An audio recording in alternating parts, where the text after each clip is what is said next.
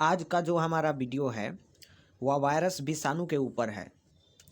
तो वायरस क्या होता है, विषाणु क्या होता है। वायरस को हिंदी में विषाणु कहा जाता है। इसके बारे में हम लोग जो है इस वीडियो के अंतर्गत जानेंगे। और बीएससी बॉटनी फर्स्ट ईयर में जितना भी वायरस से हम लोग को रिलेटेड पढ़ना है, इन सभी को जो है हम लोग इस वीडियो में जो है जानेंगे। तो आइए सबसे पहले हम लोग जानते हैं कि वायरस क्या होता है। तो वायरस का अगर उत्पत्ति की बात की जाए तो वायरस की उत्पत्ति जो है लैटिन भाषा के शब्द वायरस या बायोस से हुई है। कहाँ से हुई है? वायरस या बायोस से हुई है। यह क्या चीज़ का भाषा है? तो लैटिन भाषा है। तो लैटिन भाषा का शब्द जो वायरस है या बायोस है, उसी से उत्पत्ति जो है इसका हुआ है, जिसका अर्थ होता है विषैला द्रव। अतः इसका तात्पर्य विष या विषाणु से है। जिसका अर्थ क्या होता है? विषैला द्रव, अर्थात जो है इसका तात्पर्य विष या विषाणु से है। आइए अब हम लोग बात करते हैं कि वायरस के बारे में जो है किसने बताया। तो एडोल्फ मेयर, क्या नाम था उनका? Adolf mayor. याद रखेंगे इस नेम को। आपका एग्जाम में या सब्जेक्टिव क्वेश्चंस हो या ऑब्जेक्टिव क्वेश्चंस हो, कहीं भी जो है पूछा जा सकता है कि एडोल्फ मेयर जो है उन्होंने जो है क्या बताया था। तो एडोल्फ मेयर ने जो है सर्वप्रथम 1886 में वायरस की संक्रामक प्रवृत्ति के बारे में बताया था। ठीक है। तो आज पूरी दुनिया में जो है वायरस त्राही त्राही मचा दिया है। सभी लोग वायरस से त्राही त्राही कर रहे हैं, जिसका नाम कोरोना है। वो काफ़ी संक्रामक प्रवृत्ति का है। ठीक है। तो उसी प्रकार जो है विषाणु की अगर खोज की बात आती है तो डीजे इवानोव्स्की ने जो है 1892 में की थी। काफ़ी इंपॉर्टेंट है ये जो है, वीवीआई है। ये आपका ऑब्जेक्टिव में भी पूछा जा सकता है या सब्जेक्टिव जो क्वेश्चंस आते हैं उसमें भी पूछा जा सकता है कि विषाणु की खोज जो है किसने की थी। तो विषाणु की खोज जो है डीजे इवानोव्स्की ने जो है की थी। कई जगहों पर तो लैटिन में लिखा रहता है इवानोव्स्की, लैटिन नहीं मतलब शॉर्टकट में नेम लिखा रहता है, इवानोव्स्की का नाम लिखा रहेगा और ऑप्शन दिया रहेगा विषाणु की खोज किसने की, और 4 ऑप्शन उसमें इवानोव्स्की का नाम खोज करके आप लोग टिक कर लेंगे। तो 1892 में इन्होंने जो है किया था विषाणु का खोज। आगे चलिए हम लोग और अधिक जानकारी लें। अब उसके बाद देखिए एक महोदय आते हैं बेंजरिंग, उनका नाम था 1898 में। इन्होंने जो है इस रोग को उत्पन्न करने वाले द्रव को संक्रामक तरल या कंटेजियन बायम फ्लूइडम नाम दिया, क्योंकि यह छानने पर भी संक्रामक पाया गया।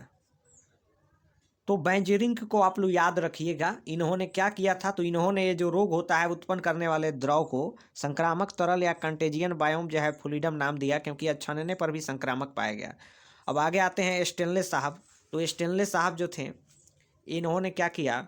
तो इन्होंने जो है स्टेनले साहब ने प्रोटीन अवक्षेपण करने वाले पदार्थों का उपयोग करके तंबाकू मोजाइक वायरस, जिसको टीएमबी, या टीएमबी के बारे में कंप्लीट जो है बीएससी बॉटनी फर्स्ट ईयर में हम लोग को पढ़ना है। तो पढ़ना है तो उसके बारे में हम लोग जानेंगे टीएमबी के बारे में। यहाँ पर बस इतना जान लेना है कि स्टेनले ने जो है 1935 में प्रोटीन अवक्षेपण करने वाले पदार्थों का उपयोग करके तंबाकू मोजाइक वायरस टीएमबी का क्रिस्टलीकरण किया। इससे टीएमबी की प्रोटीनीय प्रकृति ज्ञात हुई तथा स्टेनले ने को इस कार्य के लिए नोबेल पुरस्कार दिया गया। तो क्या चीज़ के लिए नोबेल पुरस्कार मिला स्टेनले साहब को? तो स्टेनले साहब बहुत जो है अच्छे साइंटिस्ट थे और इन्होंने जो है साइंटिस्ट कहिए या वायरस का जो स्टडी करता है वायरोलॉजिस्ट कहिए, तो वायरस का जो है इन्होंने क्या किया कि प्रोटीन अवक्षेपण किया और इस पदार्थों का उपयोग करके जो है तंबाकू मोजाइक वायरस टीएमबी का क्रिस्टलीकरण भी किया। इससे टीएमबी की प्रोटीनीय प्रकृति ज्ञात हुई। अब उनको ज्ञात हो गया प्रोटीनीय प्रकृति टीएमबी का, टोबैको मोजाइक वायरस का, जो तंबाकू के पौधों में रोग उत्पन्न करता है। तो स्टेनले को इस कार्य के लिए नोबेल पुरस्कार मिला। इसको आप लोग याद रखेंगे। अब चलिए हम लोग आगे बढ़ते हैं। तो आगे जो है बाइन व पियरी, दो नाम आता है। पियरी लिखा गया है, भोजपुरी में हम लोग पीला कलर जो होता है उसको पियरी बोलते हैं। तो यहाँ पर बाइन व पियरी जो थे इन्होंने टोबैको मोजाइक वायरस में जो है आरएनए की उपस्थिति की जानकारी दी। काफ़ी महत्वपूर्ण बात यहाँ पर लिखा गया है कि बाइन व पियरी जो थे इन्होंने टोबैको मोजाइक वायरस में आरएनए की उपस्थिति की जानकारी दी थी। उसके बाद जीव विज्ञान की वह शाखा जिसके अंतर्गत जो है हम लोग यहाँ पर पहुँच चुके हैं कि वायरोलॉजी क्या है। तो वायरोलॉजी क्या है? तो जीव विज्ञान की वह शाखा जिसके अंतर्गत वायरस संरचना एवं कार्जिकी का अध्ययन किया जाता है उसे विषाणु विज्ञान या वायरोलॉजी कहते हैं, तथा वायरस के बारे में अध्ययन करने वाले जीव वैज्ञानिकों को विषाणु वैज्ञानिक या वायरोलॉजिस्ट कहते हैं। तो ऊपर जो थे स्टेनले साहब, तो स्टेनले साहब भी एक वायरोलॉजिस्ट हैं। आप लोग इसको याद रखिएगा। जो भी वायरस का स्टडी करता है उसको वायरोलॉजिस्ट बोला जाता है। और चाहे वैज्ञानिक हो या जो भी हो, तो स्टूडेंट ही क्यों ना हो, वायरस का अगर स्टडी कर रहा है तो वायरोलॉजिस्ट कहलाएगा।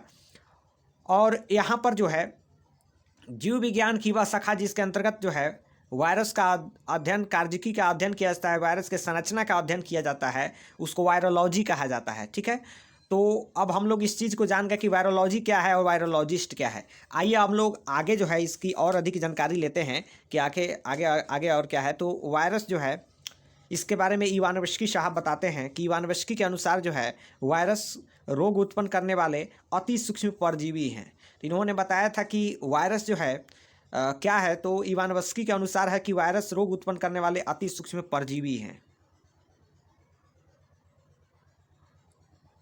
अब आगे हम लोग देखते हैं, एक और साइंटिस्ट आते हैं जिनका नाम है बेडन, और बेडन के अनुसार जो है 2000 MU, ठीक है,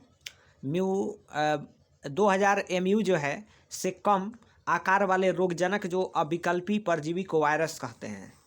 अलग अलग वैज्ञानिकों का अलग अलग मत था, तो इसमें वैज्ञानिकों का मत है बेडन साहब का कि 2000 MU से जो कम आकार वाले रोगजनक अविकल्पी परजीवी होते हैं उसको वायरस कहते हैं। ठीक है, तो इतना कंप्लीट हो गया। अब आइए हम लोग जो है वायरस के जनरल कैरेक्टर्स को देखें कि वायरस का आखिर जनरल कैरेक्टर्स क्या है, वायरस कैसा होता है, वायरस की प्रकृति क्या होती है, वायरस कैसे जो है अपना होस्ट सेल पर ग्रो करता है, इन सभी चीज़ों के बारे में जो है हम लोग जानेंगे। तो आइए अब वायरस के सामान्य लक्षण, हेडिंग डालेंगे आप लोग, वायरस के सामान्य लक्षण, आप लोग नोट्स बनाते चलेंगे। तो वायरस के सामान्य लक्षण है कि वायरस प्रकृति में स्वतंत्र रूप से नहीं पाए जाते हैं, यह अविकल्पी अंतराकोशिकीय परजीवी के रूप में पाया जाता है। काफ़ी बड़ा बात लिखा गया है यहाँ पर कि वायरस जो है प्रकृति में स्वतंत्र रूप से नहीं पाया जाता है, यह जो होता है यह अविकल्पी अंतराकोशिकीय परजीवी के रूप में जो है वह पाया जाता है। ठीक है, अब अगला जो जनरल कैरेक्टर्स है इसका कि वायरस जो है अत्यंत सूक्ष्म संरचनाएं होती है, मतलब इतना अत्यंत होता है कि इसको देखने के लिए जो है केवल इलेक्ट्रॉन माइक्रोस्कोप की सहायता से देखा जा सकता है, केवल इलेक्ट्रॉन माइक्रोस्कोप से देखा जा सकता है वायरस को, और किसी भी माइक्रोस्कोप से नहीं देखा जा सकता है, क्योंकि बहुत ही अत्यंत सूक्ष्म संरचना होती है, इसको देखना होगा तो केवल इलेक्ट्रॉन माइक्रोस्कोप से देखा जाएगा। अब आगे हम लोग बढ़ते हैं, तो वायरस जो कण होते हैं उनका आकार जो होता है वह सामान्यतः 100 से 200 माइक्रोन का होता है। कितना से, तो 100 से 200 माइक्रोन का जो है म्यू का होता है। ठीक है, तो वायरस कणों का आकार सामान्यतः 100 से 200 म्यू का होता है। वायरस की जो जीवाणु फिल्टर द्वारा भी जो है नहीं छाना जा सकता है, एक जीवाणु फिल्टर होता है तो उससे द्वारा भी जो है वायरस को नहीं छाना जा सकता है, यहाँ पर इसका बताया गया है जनरल कैरेक्टर्स में। आगे जो है वायरस में आनुवांशिक पदार्थ आरएनए या डीएनए कोई एक प्रकार का न्यूक्लिक एसिड होता है। वायरस जो होता है उसमें क्या होता है, आनुवांशिक पदार्थ जिसको जेनेटिक मटेरियल बोला जाता है, तो वह जेनेटिक मटेरियल आरएनए या डीएनए कोई एक प्रकार का न्यूक्लिक एसिड होता है, या तो आरएनए होगा नहीं तो डीएनए होगा उसमें, और एक प्रकार का ही न्यूक्लिक एसिड जो है प्रेजेंट है। मान लीजिए कोई वायरस है तो वायरस का जो न्यूक्लियस होगा, तो वायरस में न्यूक्लियस में जो है एक ही प्रकार का जेनेटिक मटेरियल होगा, या तो डीएनए होगा और नहीं तो आरएनए होगा। तो इस तरह का जो है देखा जाता है इसका जेनेटिक मटेरियल। अब हम लोग आगे देखते हैं, यह न्यूक्लिक एसिड होता है डीएनए या आरएनए में से कोई एक प्रकार का न्यूक्लिक एसिड होता है। यह प्रायः एकल अणु के रूप में पाया जाता है जो एकल रजुक या द्विरजुक हो सकता है।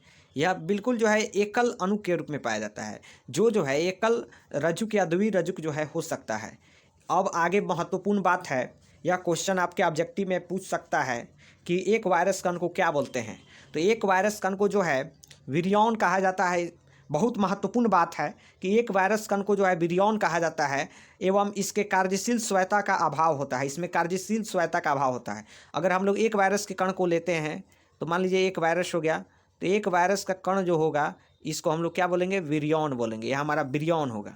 ठीक है, तो विरियॉन इसको आप लोग याद रखिएगा, बहुत महत्वपूर्ण है। यहाँ पर मैं इसको VVI लिख दे रहा हूँ। ये आपके ऑब्जेक्टिव क्वेश्चंस में क्वेश्चंस जो है कई बार पूछा गया है और पूछ सकता है कि एक वायरस कण को क्या कहा जाता है, तो विरियॉन कहा जाता है। अब हम लोग आगे बढ़ते हैं, विरियॉन को आप लोग याद रखिएगा। यहाँ पर जो महत्वपूर्ण बात बताया है कि वायरस जो होता है हमारा, उसमें स्वयं की संपूर्ण एंजाइम प्रणाली नहीं होती है।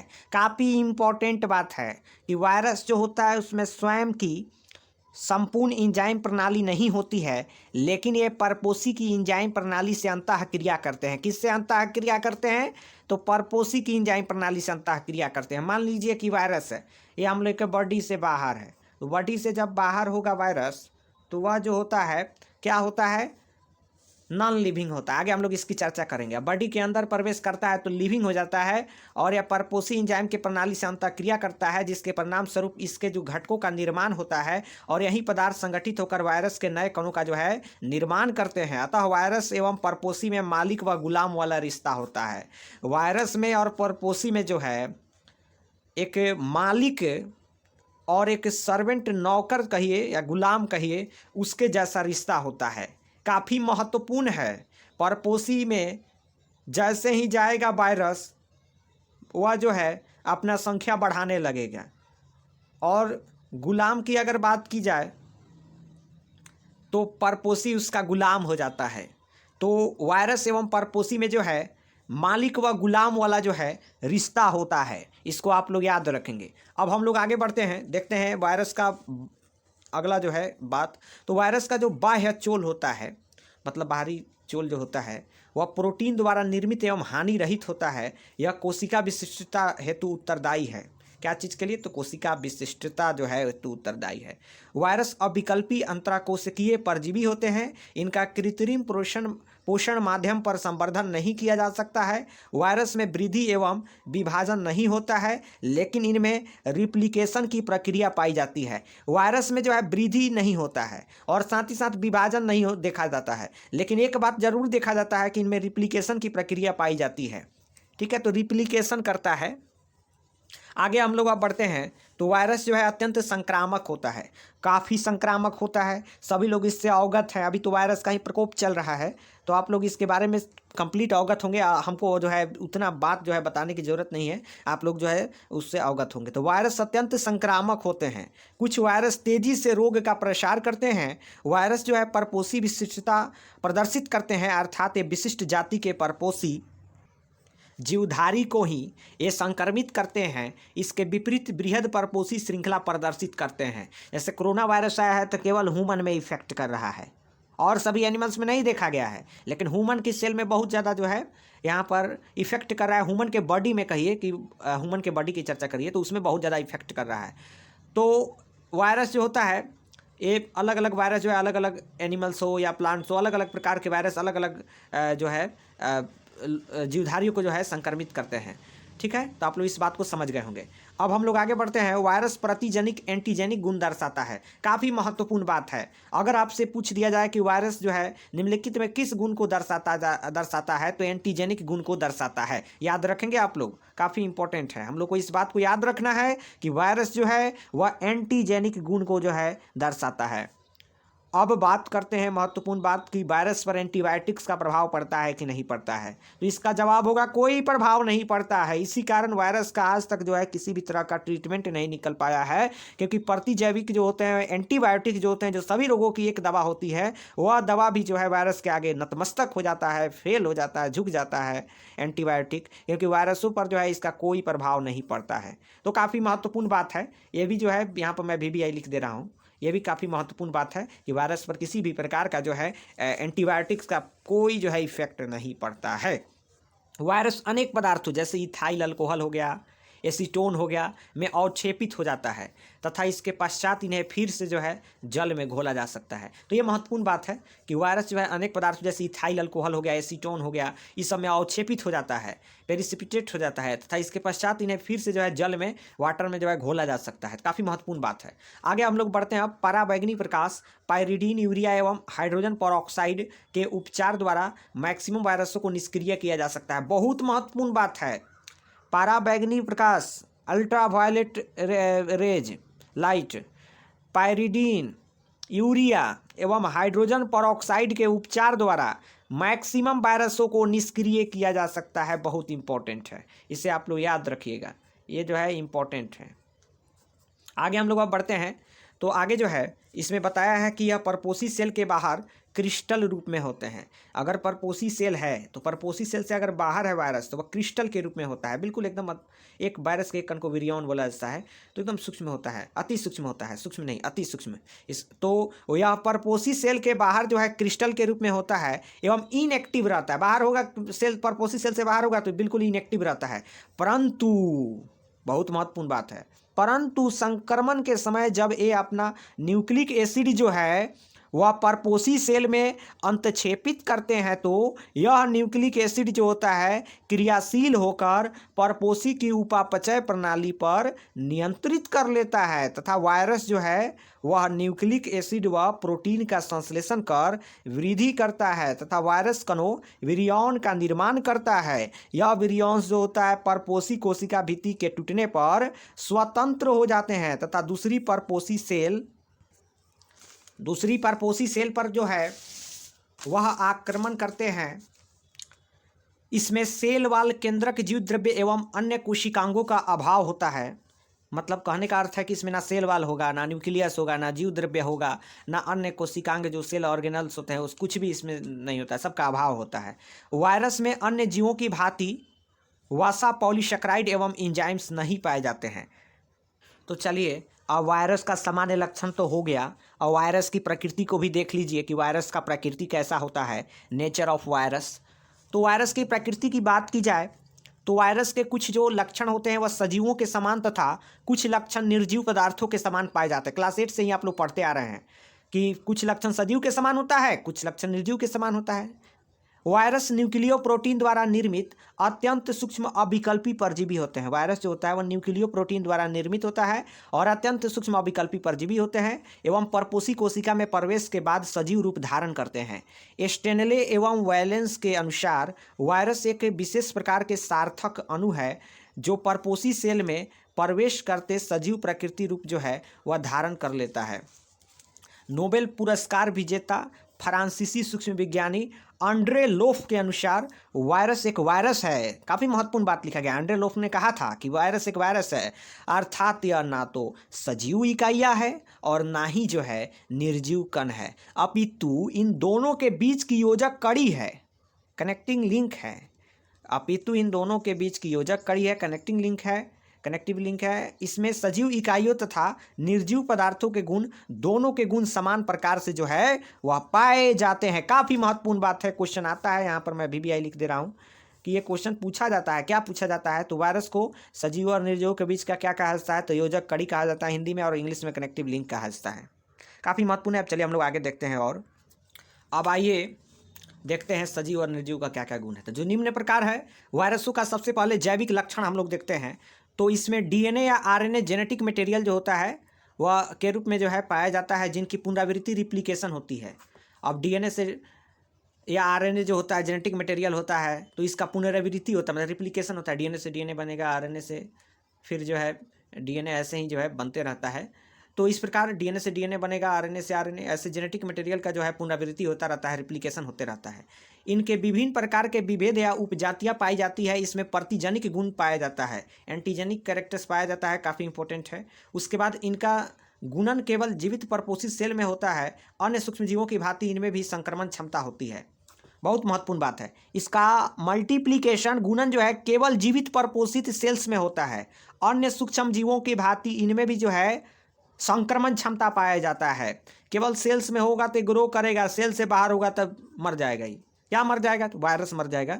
वायरस के एक कण को विरियॉन बोला जाता है। अब आइए वायरस के निर्जीव पदार्थों के समान लक्षण को देखें हम लोगों ने तो जैविक लक्षण उसका देख लिया, सजीव का लक्षण। तो इसका जो निर्जीव लक्षण है इसको हम लोग देख रहे हैं। तो वायरसों का जो निर्जीव पदार्थों के समान लक्षण है, तो पहला है कि इनका क्रिस्टलीकरण किया जा सकता है, इनमें श्वसन क्रिया तथा उपापचय क्रियाओं का अभाव होता है। उसके बाद है कि इनमें कोशिकीय संरचना तथा एंजाइमों का अभाव होता है। इसमें कोशिकीय संरचना देखा जाए उसका तथा एंजाइमों का अभाव देखा जाता है। यह स्व उत्प्रेरक होते हैं, इनमें कार्यशील स्वायत्ता का अभाव होता है। तो ये हो गया हम लोग का वायरस का निर्जीव पदार्थ का समान लक्षण। और आगे हम लोग यहाँ पर देखे थे कि वायरस का जैविक पदार्थ का लक्षण, तो हम लोग देख लिए वायरस का सजीव निर्जीव का पूरा लक्षण। अब वायरस की संरचनात्मक घटक, अगला टॉपिक है, इसे हेडिंग डाल लीजिए आप लोग। तो वायरस की संरचनात्मक जो घटक होता है यहाँ पर बताया गया है। तो वायरस में केंद्रक होता है, जीव द्रव्य होता है तथा कोशिका भित्ति अब्सेंट होती है। वायरस में केंद्रक नहीं होता है, जीव द्रव्य भी नहीं होता है, कोशिका भित्ति भी नहीं होती है, सब अब्सेंट होता है।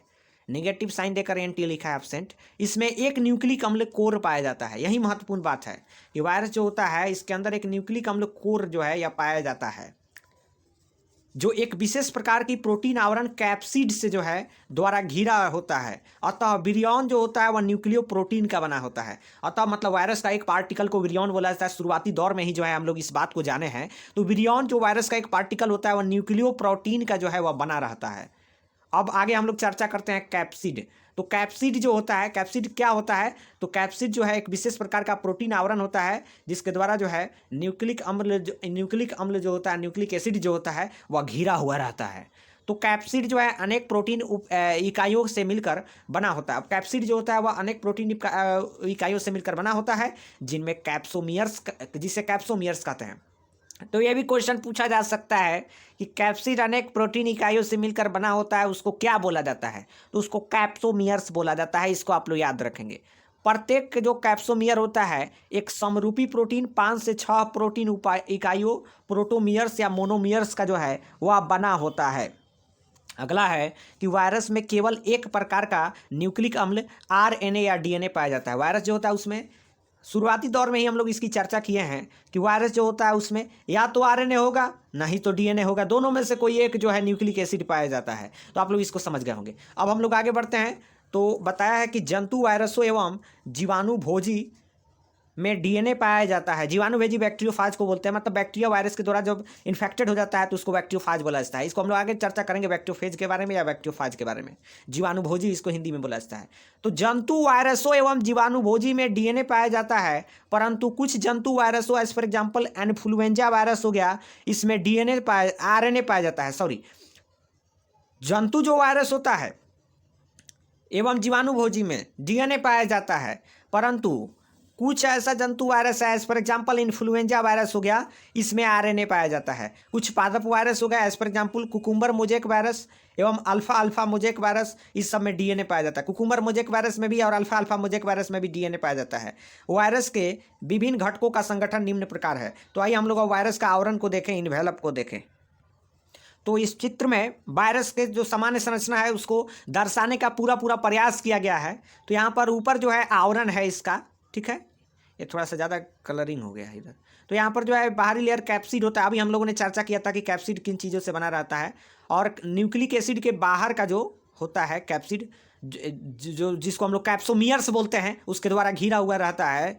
न्यूक्लिक एसिड हो गया भीतर, तो कंटेनिंग कोर। ये तो हम लोग का वायरस का सामान्य संरचना का स्ट्रक्चर हो गया। इस स्ट्रक्चर को आप लोग अच्छा से जो है इसको ड्राइंग करेंगे। यहाँ पर बीच में कलरिंग नहीं होगा, ऐसा ही गोला जो बनाया गया है सेम बनाना है, ठीक है। तो वायरस के सामान्य संरचना हो गया। अब हम लोग नीचे देखते हैं। तो कुछ पादप एवं जंतु वायरसों के चारों ओर जो होता है परपोसी सेल से प्राप्त 10 से 15 नैनोमीटर मोटाई मोटाई का एक आवरण पाया जाता है जो सेल मेम्ब्रेन के समान होता है। यह आवरण जो है लिपिड प्रोटीन द्वारा निर्मित होता है। इसमें ग्लाइकोप्रोटीन तथा मैट्रिक्स प्रोटीन पाई जाती है। मैट्रिक्स प्रोटीन का मुख्य कार्य प्रोटीन आवरण तथा कैप्सिड में संबंध स्थापित करना होता है। अब आइए हम लोग कैप्सिड को देखें, मतलब भाई जो न्यूक्लिक एसिड है इसके बाहर का जो लेयर है इसको कैप्सिड कहा जाता है, उसको देखें। तो कैप्सिड जो होता है, वायरस का कैप्सिड प्रोटीन द्वारा निर्मित होते हैं जिसमें 20 प्रकार के विशेष एमिनो अम्ल पाए जाते हैं। कैप्सिड प्रोटीन इन्फेक्शन के समय वायरस कण को परपोसी सेल में संलग्न होने में सहायता प्रदान करता है। यह प्रोटियोलाइटिक एंजाइम के विरुद्ध प्रतिरोधी होती है, साथ ही एंटीजन विशिष्टता जो है वह प्रदर्शित करती है। तो आइए अब हम लोग न्यूक्लिक एसिड को देख ले। वायरस में जो न्यूक्लिक एसिड होता है जिसके बाहर कैप्सिड का एक लेयर होता है, तो न्यूक्लिक एसिड जो होता है इसके बारे में हम लोग देख रहे हैं। तो न्यूक्लिक एसिड जो होता है वायरस में एक रज्जु या द्विरज्जुकी जो है आरएनए या डीएनए न्यूक्लिक अम्ल के रूप में पाए जाते हैं। प्राणी वायरस में आरएनए अब्सेंट होता है, याद रखेंगे, प्राणी वायरस में आरएनए अब्सेंट होता है। वायरस अगुणित होते हैं, अर्थात इनमें न्यूक्लिक एसिड की एक कॉपी मिलती है। वायरसों में डीएनए एवं आरएनए एक या दो रज्जुकों का बना होता है। यह रैखिक वर्तुलाकार सर्कुलर होता है। स्ट्रैंड्स की संख्या के आधार पर वायरसों में 4 प्रकार के न्यूक्लिक एसिड पाए जाते हैं। पहला है single strand RNA single strand DNA लिखा गया है, एसएसडीएनए। यह रैखिक संरचना होती है। एज फॉर एग्जाम्पल हो गया, इंपॉर्टेंट है काफ़ी, 5x 174 है, सॉरी 5x 174, इसका रैखिक संरचना में पाया जाता है। रैखिक मतलब लीनियर, ऐसे सीधा लाइन। तो single strand RNA single strand DNA deoxyribonucleic acid, ssDNA, यह रैखिक संरचना होती है। As for example important 5x174, इसको आप लोग को याद रखना है। हम लोग को इस बात को याद रखना है कि 5x174 जो है सिंगल स्ट्रैंड डीएनए है, जो कि वायरस में देखा जाता है। डबल स्ट्रैंड डीएनए की बात की जाए, डीएसडीएनए की, तो अनेक जंतु वायरसों एवं जीवाणुभोजियों में पाया जाता है। यह रैखिक है। As for example vaccinia virus, वलयकार coliphage, papova virus. Single strand RNA तीसरा में, तो एसएस आरएनए अनेक विषम फलकीय पादप वायरसों एवं कुछ जंतु वायरसों में पाया जाता है। As for example influenza virus, RNA 2 खंडों में डिवाइड। चौथा है double strand RNA, DS RNA. इस प्रकार का न्यूक्लिक एसिड जंतु वायरसों, as for example reo virus, retro virus and कुछ पादप वायरस, एज फॉर एग्जाम्पल घाव अबुर्द वायरस, चावल का बौना वायरस, इस समय देखा जाता है। अब हम लोग वायरस का वर्गीकरण पढ़ेंगे, तो अगला आपका हेडिंग होगा वायरस का वर्गीकरण। तो आप लोग इसे हेडिंग डालेंगे वायरस का वर्गीकरण। तो वायरस का जो वर्गीकरण होता है, आधुनिक वर्गीकरण के अंतर्गत 1962 में लॉ ऑफ हर्नी टर्नियर ने वायरसों का सुव्यवस्थित वर्गीकरण प्रदर्शित किया। इस वर्गीकरण को एलएसटी वर्गीकरण तंत्र भी कहा जाता है। वायरस नामकरण प्रणाली के अस्थायी समिति ने इसे मान्यता प्रदान की है। यह वर्गीकरण निम्न व्यवस्थाओं पर, यह जो वर्गीकरण है वह निम्न व्यवस्थाओं पर जो है आधारित है। पहला है न्यूक्लिक अम्ल का प्रकार, दूसरा है वायरस की समिति, तीसरा है वायरस की आकृति व आकार, चौथा है न्यूक्लियो कैप्सिड के चारों ओर आवरण की उपस्थिति या अनुपस्थिति। कैप्सिड में कैप्सोमियर्स की संख्या, पांचवा है, छठा है अंतः कोशिकीय गुणन, और सातवां है वायरस संचरण की प्रक्रिया।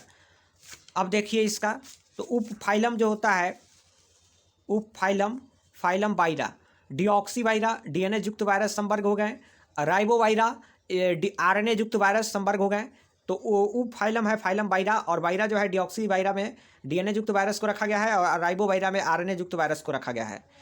तो डिऑक्सी वायरा में डिऑक्सी हेलिका है, डीएनए युक्त कुंडलित वायरस हैं। डिऑक्सी क्यूबिका है, डीएनए युक्त घना वायरस है। डिऑक्सी वाइनाला है, डीएनए युक्त छाड़ाकार वायरस है। राइबो वायरा में आरएनए युक्त वायरस है। राइबो हेलिका आरएनए युक्त कुंडलित वायरस है। राइबो क्यूबिका आरएनए युक्त घना वायरस है। अब नोमेनक्लेचर ऑफ वायरस को पढ़िए, मतलब हेडिंग डालिए नोमेनक्लेचर ऑफ वायरस। तो नोमेनक्लेचर ऑफ वायरस में देखेंगे कि वायरस के नामकरण हेतु बाइनोमियल सिस्टम प्रयुक्त नहीं है, अतः वायरस के नामकरण की अंतर्राष्ट्रीय समिति ने एक नवीन पद्धति जो है प्रस्तुत की है। इसके अनुसार वायरस के नाम के 2 भाग होते हैं। प्रथम नाम जो है वायरस का प्रचलित नाम होता है, तथा द्वितीय भाग में वायरस की कूट संरचनाओं का उल्लेखन किया गया है। देखिए कोविड-19, तो कोविड क्या हो जाएगा, प्रथम नाम वायरस का प्रचलित नाम हो जाएगा कोविड, तथा द्वितीय भाग में जो है वायरस की कूट संरचना हो गई 19 संरचनाओं का उल्लेख होता है। कोरोना वायरस का मैंने बताया। नाम का जो सेकेंड पार्ट होता है उसको क्रिप्टोग्राम कहते हैं। क्रिप्टोग्राम में 4 युग्म कूट संरचनाएं होती है जो निम्न है। प्रथम है प्रथम युग्म न्यूक्लिक अम्ल का प्रकार व रजुक संख्या। उसके बाद है द्वितीय युग्म युग्मित अम्ल का अनुभार, वायरस में न्यूक्लिक अम्ल की प्रतिशत मात्रा। एज फॉर एग्जाम्पल टीएमबी का क्रिप्टोग्राम R/1255 E/S होगा। उसके बाद है कि तृतीय युग्म वायरस का परिमाण, न्यूक्लियो प्रोटीन का परिमाप। उसके बाद है चौथा चतुर्थ युग्म परपोषी का प्रकार या संचरण आहार। हम लोग वायरस का नामकरण पढ़ लिए, और वायरस का आर्थिक महत्व देख लीजिए। Economic importance of virus heading डालेंगे। लाभदायक प्रभाव, तो वायरसों का उपयोग कर हानिकारक कीटों एवं फसल के लिए जो है हानिकारक जीवों का उन्मूलन एवं रोकथाम के प्रयास किए जा सकते हैं। इस प्रोसेस को जैविक नियंत्रण, बायोलॉजिकल कंट्रोल कहते हैं। वायरसों द्वारा जैविक नियंत्रण के प्रमुख उदाहरण निम्न है। पहला है फसलों को हानि पहुंचाने वाले खरगोशों के उन्मूलन के लिए मिक्सुमा नामक वायरस का सफलतापूर्वक उपयोग किया गया है। दूसरा है हानिकारक कीट सफ़ेद तितली के कैटरपिलर लार्वा के नियंत्रण हेतु एक प्रकार के दानेदार वायरस का उपयोग किया जाता है। हमारे दैनिक जीवन में जीवाणुभोजी वायरसों को महत्वपूर्ण स्थान है। इनके द्वारा निम्न कार्य किए जाते हैं। जीवाणुभोजियों को जल शुद्धिकारक या अपमार्जक के रूप में प्रयुक्त किया जाता है, क्योंकि यह जल में प्रजेंट जीवाणुओं का लयन करते हैं। बहुत महत्वपूर्ण बात लिखा गया है। अगर कोई जल है, वाटर है, उसमें जीवाणु है, सब बैक्टीरिया है सब, तो वायरस को छोड़ दिया जाएगा। वह वायरस क्या करेगा, उसको संक्रमित करेगा, बैक्टीरियोफाज बनाएगा। तो जीवाणुभोजियों को जल शुद्धिकारक या अपमार्जक के रूप में प्रयुक्त किया जाता है, क्योंकि यह जल में जो है उपस्थित जीवाणु का लयन करते हैं। दूसरा है अंतरिक्ष सूक्ष्म विज्ञान में जीवाणुभोजी संवर्धनों को विकिरण संकेतक के रूप में प्रयुक्त किया जाता है। अब आइए हम लोग हानिकारक प्रभाव को देखें। तो हानिकारक प्रभाव क्या है? तो वायरसों द्वारा मनुष्यों, पौधों व प्राणियों में अनेक हानिकारक रोग जो है उत्पन्न किए जाते हैं, जिसके कारण अनेक जीवधारियों की मृत्यु हो जाती है। डिजीज वायरस ऑफ बनाना में जो है बॉन्ची टॉप ऑफ बनाना जो है यह रोग देखा जाता है। राइस में जो है वायरस ऑफ राइस की अगर चर्चा की जाए तो इसमें वायरस ऑफ राइस में टुंगरो डिजीज ऑफ राइस जो है चावल का टुंग रोग जो है यह देखा जाता है, टुंगरो रोग। तो इस प्रकार हम लोग इस वीडियो में वायरस का कंप्लीट स्टडी कर लिए। वायरस का जितना सारा हम लोग को स्टडी करना है सब हम लोग जो है इस वीडियो के अंतर्गत हम लोग कर लिए। बीएससी बॉटनी पार्ट 1 में जितना सारा वायरस के बारे में स्टडी करना है सभी जो है इस वीडियो में हम लोग का कवर हो गया। ठीक है, तो अगर आप इस चैनल पर नए हैं, आप बीएससी बॉटनी में है या जूलॉजी में है, तो आप लोग जो है इस चैनल को सब्सक्राइब करिए एंड बेल आइकन को प्रेस करिए और अपने दोस्तों में इसे शेयर करिए, ताकि जो है हमको और अधिक मोटिवेशन मिल सके वीडियोज़ बनाने के लिए। इसके लिए जो है आप लोग वीडियो को लाइक ज़रूर करेंगे और हमें कमेंट करके बताएंगे कि आपको वीडियो कैसा लगा है, और आगे जो है आप किस टॉपिक पर जो है ऐसे ही हिंदी मीडियम में बीएससी का जो है वीडियोज़ देखना चाहते हैं। ठीक है, तो कमेंट जरूर करेंगे आप लोग, आपके कमेंट का हमें इंतजार रहता है। ठीक है, चलिए, thanks for watching this video. फिर मिलते हैं हम लोग अगले किसी बीएससी के स्पेशल नेक्स्ट वीडियो में।